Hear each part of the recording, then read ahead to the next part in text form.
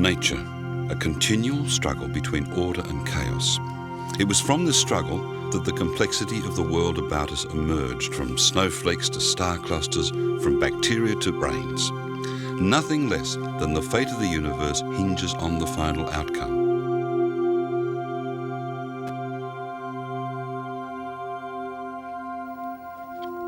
Although scientists are only beginning to understand how complex order arises, a fundamental law of cosmic disorder has been known for a long time. Paul Davies, among the laws that govern the universe, there are, I think, three particularly melancholy municipal regulations. There's Murphy's Law, there's Catch-22, but then there's the really bad one. Yeah, the granddaddy of them all has got to be the Second Law of Thermodynamics. What's the first law, incidentally? We never hear about the first law. Oh, yes, you do. It's really the law of conservation of energy, and it just says that heat is a form of energy, and thermodynamics is the subject that investigates the exchange of heat and energy. So it was very big in the 19th century with the discovery of heat engines and steam engines and so on. Whereas the second law is really the death notice for the universe, isn't it? Yes, but it didn't start out that way. It began because the industrialists in the 19th century wanted to discover if there are any limits in principle on the efficiency of heat engines and steam engines. If you were ever so clever, could you have 100% conversion of heat into work, for example?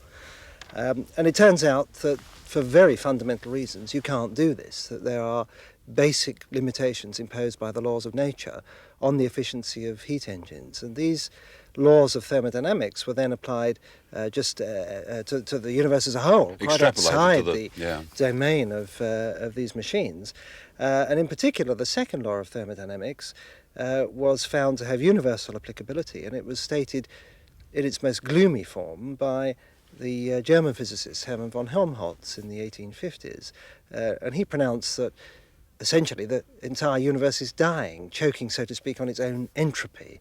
Because one of the ways of thinking about the second law of thermodynamics is that all physical systems, however efficient they are, inevitably undergo some sort of degeneration, that the ordered energy within them degenerates into disordered energy or chaos or entropy, as it's called. And the second law of thermodynamics for the universe as a whole says that in any physical process, the entropy of the entire universe goes up a little bit. It gets a little bit more chaotic. It degenerates a little bit. Well, in practical terms, it means that we not only have to deal with personal mortality, but with the mortality of the whole shebang. Yep. Now, one of the first people to react quite spectacularly against the second law, or he didn't argue about its truth, but he got very upset about it, was Bertrand Russell. Yes, he was profoundly affected by the second law of thermodynamics because he figured that if the entire universe is doomed, then all humanity's striving counts for nothing. And there's a famous quote in which he talks about, all our hopes and fears and aspirations, all our striving, all the noonday brightness of human genius being lost in the vast death of the solar system. And I think there are a lot of people that do feel that human life is ultimately futile if the entire universe itself is doomed. Well, count me amongst their number, Paul, because it's always seemed to me that this law, which one cannot break, in fact informs the pessimism of our century to a large extent, that it may account to some degree to the anti-science feeling, to the reactions against science, because it certainly, I think, links to, say, the existential movement. Yes, I think that's right. Throughout history, there have been various paradigms or models for the universe as a whole. The Greeks thought that the entire cosmos was a manifestation of music and number and geometry. Rather the harmony delightful. Of the spheres. That's right. Then Aristotle saw it as a gigantic organism, a living thing. Then Newton taught us that the universe is like a huge clockwork mechanism, slavishly moving towards some destiny that's been written down since time immemorial. It's a deterministic system, the clockwork universe. Then we had this heat engine universe, the thermodynamic universe, dying, degenerating, running out of fuel, running out of steam. Now we've got, in recent years, attempts to argue that the universe as a whole is like a gigantic computer, that nature is a computational mechanism. So each age brings with it an image of the universe. Each is incomplete, of course, but they capture in one form or another some important aspect of cosmic change. When we were children, I'm sure we both had the experience of being sat on a board in a barber's shop to have your hair cut. And I can vividly remember at the age of 5, sitting up there, looking at a magazine, and although I couldn't read, I divined what it was saying, that the sun was going to go out. Yeah. At the age of 5, that was an appalling concept. But for all of us to contemplate the end of everything is all but unendurable. Yeah, I think the sun burning out is the obvious and most conspicuous application of this second law of thermodynamics. And when you stop to think about it, it is inevitable, because the sun can't keep on burning forever and ever. It's going to run out of fuel. But you are, in fact, convinced that there's another great force to counterpoint the second law. Yeah, I don't like the word force, because it implies as though there's some sort of manipulation going alongside the forces of nature that we recognise. It's not a question of a force, it's a question of a tendency. And let me just try and explain this, that for 100 years, I think science has dwelt excessively on these gloomy aspects of cosmic degeneration, the fact that the entire universe is running down towards, ultimately, a final heat death, as it was called. So it's on a sort of one-way slide to a cosmic doom. Now, if we ask about the history of the universe, what has happened since the beginning, has it been a story of degeneration and decline? The answer is clearly no. From what we understand about the early moments after the Big Bang, the universe was in a more or less featureless state. Perhaps just expanding empty space, but certainly no more than a soup of subatomic particles. All of the richness and diversity and variety of physical forms and systems we see around us, the rocks, the clouds, the trees, the people, and so on, of course weren't there at the beginning. They emerged in a long and complicated sequence of self-organising and self-complexifying processes. Nothing miraculous about this. The laws of nature are such that they encourage matter and energy to give rise to ever more complexity, ever greater richness. But at least this epic form of evolution from hot soup of subatomic particles to stars and trees and people is very positive. That's right, yeah. So that when you look back at the history of the universe, what do you see? You see a history of what I might call progress. You see an advance from simple beginnings to complex outcomes, from featureless origins to richness and diversity. You realise that's politically incorrect to talk about progress, don't you? Yes, absolutely right, because progress implies some sort of value judgment, that in some sense we're saying that the present state of the universe, including the existence of human beings, is somehow better than the universe was, say, 5 or 6 billion years ago. Well, we can come back to that in the last episode, but the important point to recognise is that there is undeniably a trend. It's like a law of nature. It's clearly not infallible, because if the Earth was zapped tomorrow by a huge asteroid, it would obviously set back the complexity, at least of this planet, by a considerable amount. But nevertheless, taken overall, the story of the universe so far is the story of I'm going to use it again, progress, advance of complexity and organisation. Now, you might think that there's a conflict here. Well, at least a paradox with a capital P. Yes, and people have often regarded this as paradoxical. They've said that the second law of thermodynamics tells you everything's got to be degenerating and dying, and yet we see many examples, and the most conspicuous of this is biological evolution, where things, so to speak, get better and better rather than worse and worse. But in fact, there is no incompatibility. It's very important to realise that the advance of complexity in the universe comes at a price, an entropic price, that every time a new, more highly organised physical form or system comes into existence, and again the most obvious example is the emergence of a new species or the birth of a baby or something, that there is a price to be paid in increasing the entropy of the rest of the universe, in using up resources, using up useful energy. And Paul, basically you're not changing the pessimistic outcome. There's a battle to the death between organisation and entropy. Yes. Entropy will win. Yes. But until it does, we don't know entropy is going to win. All we can say is that we've got two arrows of time, as I prefer to call them. The pessimistic arrow, which dwells upon the degenerative processes. The optimistic arrow, which dwells upon the emergence of complexity and organisation. They're both there together. the one is not the opposite of the other, but it's quite clear that at the end of the day, the one or the other is going to win. And people always want to know, in the very, very far future of the universe, will the second law of thermodynamics triumph? Will the universe simply run out of sources of useful energy to keep this complexification and self-organization going? And the answer is we don't know, because it depends upon the fine details. Now, one of the things that has to be observed about nature is its immense fecundity, not simply the way life forms proliferate, but its waste in its experiments. Yes, it's quite an extraordinary thing. I once took the trouble to calculate what, in monetary terms, the sun is spending every second, pouring all that heat and light out into space, today's prices. And of all the energy that pours out of the sun, only 2 billionths strikes the surface of the Earth, and only a tiny fraction of that does any good, so to speak. The rest is just wasted. And of course, most of it goes off into the depths of space, never to return. Well, we're not in the most, shall we say, lush of environments here, but the fossil record constantly reminds us that for every living critter, there seems to be thousands of experiments with life which have been squandered or forgotten. Yes, very good example again of the second law of thermodynamics at work. That for each successful mutation, the historical record is littered with examples of failed mutants, and that is the entropic price that's paid for the success of the survivors. So nature works on the basis of this enormous profligacy, pouring out energy into space, creating species, the vast majority of which don't survive for very long. And yet the end product of that is something which is in some sense good, in some sense is progress. It represents an advance on what was there 1 second after the Big Bang. But this arrow of progress is nonetheless not very well targeted.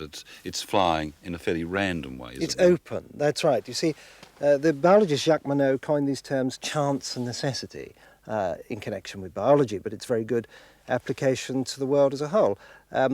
That nature we see is ordered in a law-like manner. It's not just chaotic, it's not cosmic anarchy. And this order we express in terms of laws, like the laws of physics. And these laws of physics, in some sense, compel matter and energy to do certain things. It is necessarily so. We have, alongside this necessity, we have what we might call probabilistic events, chance events, things which are not legislated for, they just happen. And chance and necessity are built into basic physics in a very, very fundamental way. Even at the atomic level, there's chance, indeterminism, but there's also necessity. And it seems to me that the universe is an exquisite mix of chance and necessity. If it were much more chancy, then everything would degenerate into cosmic chaos. If there were more necessity, there would be regimented uniformity and nothing very much of interest would happen. But instead, many physical forms and systems live on what we might call the edge of chaos. That is to say, that there's enough chaos there to leave their future direction open. In some sense, they have a freedom to explore alternative pathways. But edges are always interesting, aren't they? Yes, because that's where the complicated phenomena occur. And so it seems to me that the emergence of life and the emergence of consciousness and maybe ultimately technology is something that probably is written into the laws of physics in a very basic way. But the specific details are not. They're left to chance.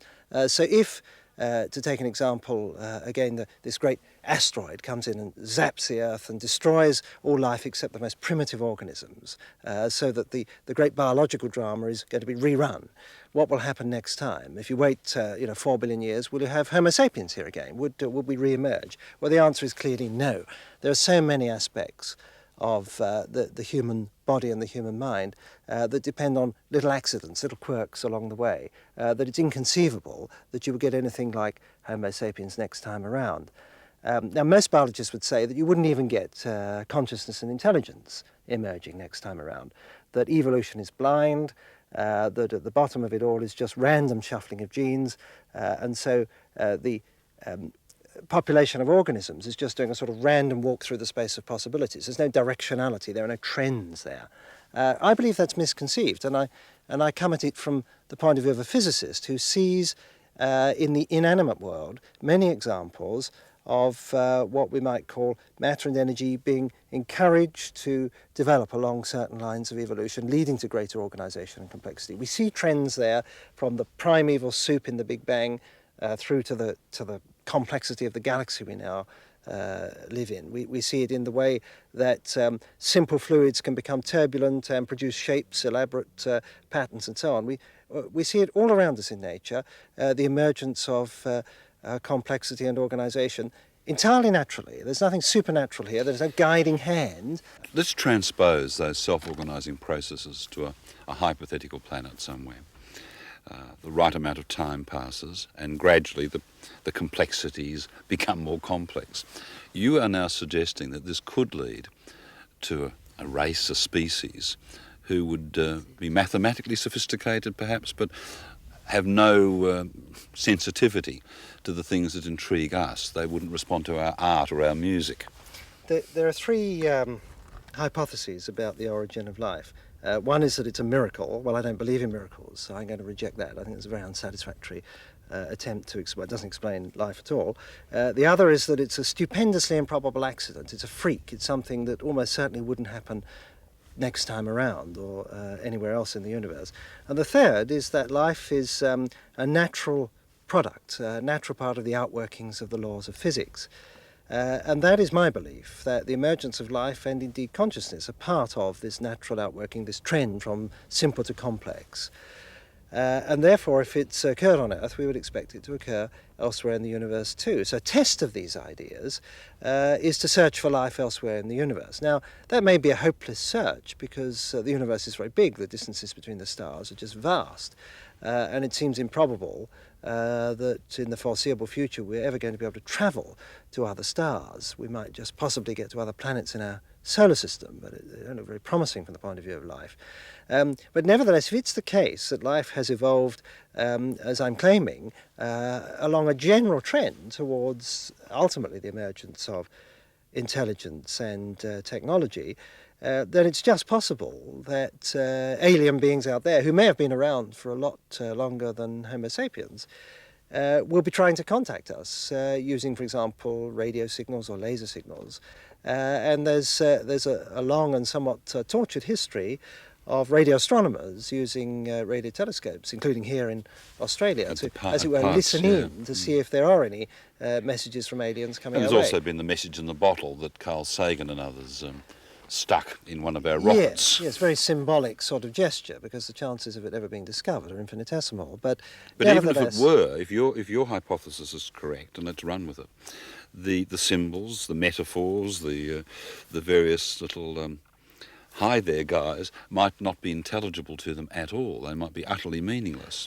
You see, we're back to chance and necessity. How much of our makeup, you and I as human beings, is legislated by necessity? How much of it is law-like? How much of it's inevitable because to make sense of the world we have to have certain sort of concepts, certain internal representations of the world and so on? And how much is just an accident of our evolution? Well, I think my own personal point of view is that there are certain basic aspects of human nature which are inevitable given that we have arisen from the law-like order in the universe.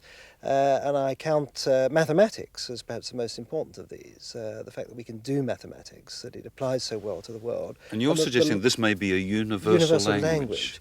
You see, the laws of nature are written in mathematical language, and any race or species of beings out there that has developed technology is going to be familiar with these basic laws of the universe. I must say, Paul, you realise that this is a universal language that you speak and I don't, and I suspect the crew don't either. You're the only person on this location who does, but I suppose we should take comfort that you may be able to communicate with another species, even if you can't communicate to your fellow human beings. Well, Galileo said the book of nature is written in mathematical language, and one of the great tragedies in trying to explain basic physics and cosmology, indeed any science, to the general public is that most people are afraid of mathematics. They don't like it, and they don't know much of it, and they're shut off from the language and the poetry of nature. They also see it, many people see it, of course, as reductionist, and that's not true of mathematics. Absolutely There not. was a reductionist school. wasn't there, in mathematics? That's right. Yes, I think there is this feeling that if you could reduce everything to bare formulae, this is a very bleak way of looking at the world. Well, of course it's not, because it's through those formulae that the world comes alive, that you see the subtlety and beauty and the harmony. It's expressed in this mathematical way.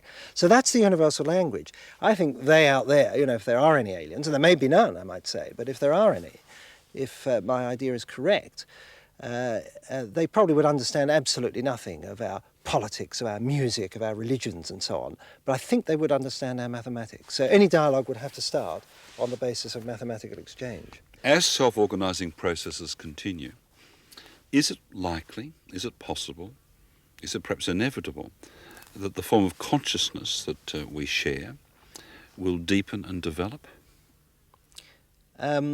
It's very hard to say whether humanity, as we understand it now, is just a transitory phase in the evolution of intelligence, or whether this is as far as it's going to go. Now, again, if you ask a biologist, you'll probably be told that life is unique to Earth, and human intelligence is the best that there is, and we'll probably wipe ourselves out within a few generations, and that'll be it. The story will end with us. It's a rather sort of bleak way of looking at things. But if I'm right, that there is this general trend towards greater organisational complexity, then I would see humanity as just a transient phase in the general advancement of what we might call mind in the universe, the influence of mind over the universe. And I'm not talking here about anything supernatural. I'm not talking about mind over matter. What I'm talking about is the fact that when human consciousness and human intelligence began to have an impact on the world through technology, it began to reshape this little corner of the universe. We've now reconfigured the surface of our planet. There's pockmarks all around us here, cubipede, of how individuals have just changed the landscape in a little way. Looking for opals, the way you look for ideas, yes, in the mother keep of space. But we need only think of the dingo fence down there or the Great Wall of China to see that we have had an impact on the surface of our planet on a rather large scale. And we could imagine, seeing as that there are billions of years before the universe is likely to die, that intelligence and technology can spread out into the universe and bring about enormous changes which would reconfigure not only the surface of a planet, but maybe a whole star system or even an entire galaxy, if we let our imaginations run free. Paul, enough of this frivolity. Let's get back to a bit of good, healthy pessimism here. And Hermann von Helmholtz, the second law of thermodynamics is a death sentence. Let's not cavil. So tell us how it may be carried out. Well, if the universe goes on expanding forever and ever, as it will if there's not enough matter there to drag it back to a big crunch, then it's a case of death by boredom, really, a slow degeneration of the cosmos over the eons. The sun, I've mentioned, will take some billions of years to burn out. The galaxy as a whole, in, say, 100 billion or a trillion years, will start to dim and fade, and although new stars may form to take the place of the ones that die out, eventually the stock of material will run out, and the whole universe will start to cool and fade. The lights will start going off all around the cosmos. Now that's by no means... That's the good news, That's the good news. Right. That's by no means the end of interesting activity, because it turns out that gravitation, which is ultimately the force responsible for killing all these stars, has within it the power to deliver enormous quantities of useful energy. So a sufficiently resourceful community that can get over the next trillion years or so, the energy crisis, and that can tap into these gravitational processes could, in principle, extend its longevity for, I mean, words fail me, trillions upon trillions upon trillions of years. But the logic of the second law of thermodynamics is remorseless. However much energy there might be available, ultimately these sources are all going to run down and dry up, and it's going to get harder and harder for even the most resourceful technological organisms to be able to harvest it. And so the interesting question arises, and it's a question that was much investigated by the physicist Freeman Dyson, is if there is literally an infinite amount of time in the future, but a finite resource of useful energy, is it possible for a sufficiently clever community to somehow have an infinite lifetime by husbanding the energy that there is.